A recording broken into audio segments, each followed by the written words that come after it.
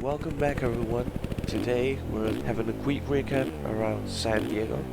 So second round of the Supercross Championship. Let's talk a little bit about the track. So long straight into a left-hander to go over the whole shot line, double then triple over the tabletop and then triple into the corner. Then we could triple out that corner, but I'm not really capable of doing that. But anyways, the guys were doing mostly triple, then quad, and then double into the corner. The line right here was double, double, or I've seen guys also do single, double, triples, and then single. But then we have the Supercross triple.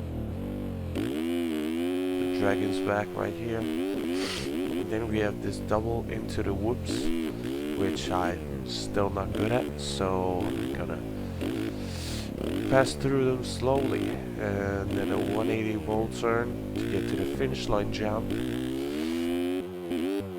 After the finish line we have a double into a left 180 corner, we have a triple, then a flat corner right where there's the mechanics area,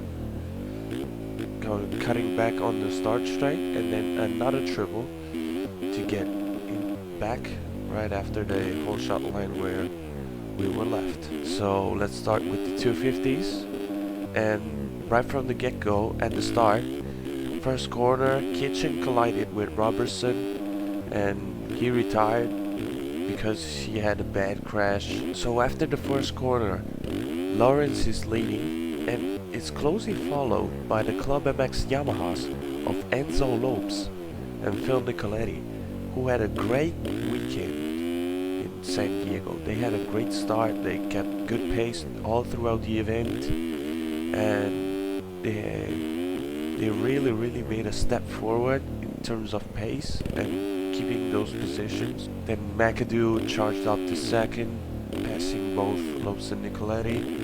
Hampshire also passed both for third.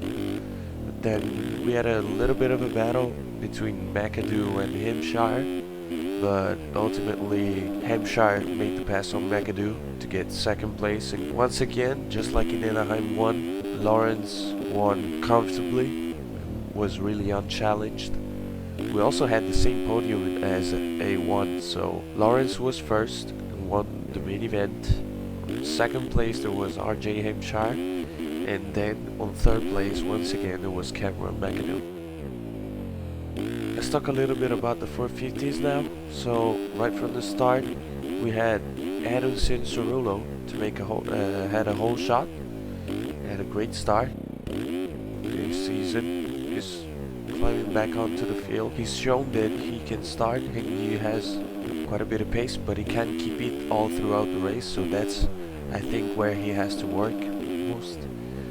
On second, after the first corner, there was Colt Nichols, HRC Honda rider, who also is a guy who makes really great starts, but can't keep that pace all throughout the race and starts to fall back a little. And on the third position, after the first corner, there was Cooper Webb. Michael Stewart didn't really have the best start, which is a shame really, because he won the heat race, so it was expected for him to be a contender for the win here in San Diego. It looked like he was comfortable on the bike and on the track, but unfortunately on the rhythm lane he made a mistake and then went on to the tough luck and fell down.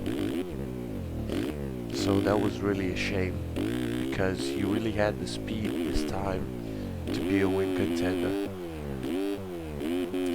So jumping a little bit forward, we see Barsha making one of his usual passes on Sexton, taking him down. Sexton, who already had been unlucky through the heat, falling in the end of the whoops and getting hit by Aaron Plessinger, which by the way, I don't know if you've seen it, but the fuel tank on Sexton's bike was deformed. There was Plessinger's wheel in it. There was the mark, and it really meant it had a huge impact. Made his way through the LCQ to get to the main event. Had a pretty kind of good start, but then unfortunately he met Barsha, who took him down with one of his passes, so really unfortunate. So then what happened? Webb passed Sensurulo to get to the lead, and Tomac also makes his way through the pack to get second and stay behind Webb.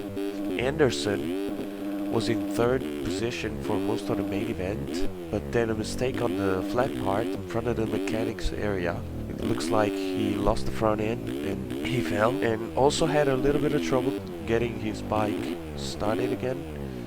So really shame he lost on the podium like that. Tomac started to build a lead and then to run away, but he did so about the last half of the main event until the lappers started to get in the way, and Webb started to close in on the last minutes because Tomac had a bit of struggle to pass through traffic and the lappers, but in the end Tomac still managed to hold on to the win, so he won. Webb was second, and Barsha got the podium from Anderson's mistake earlier in the race.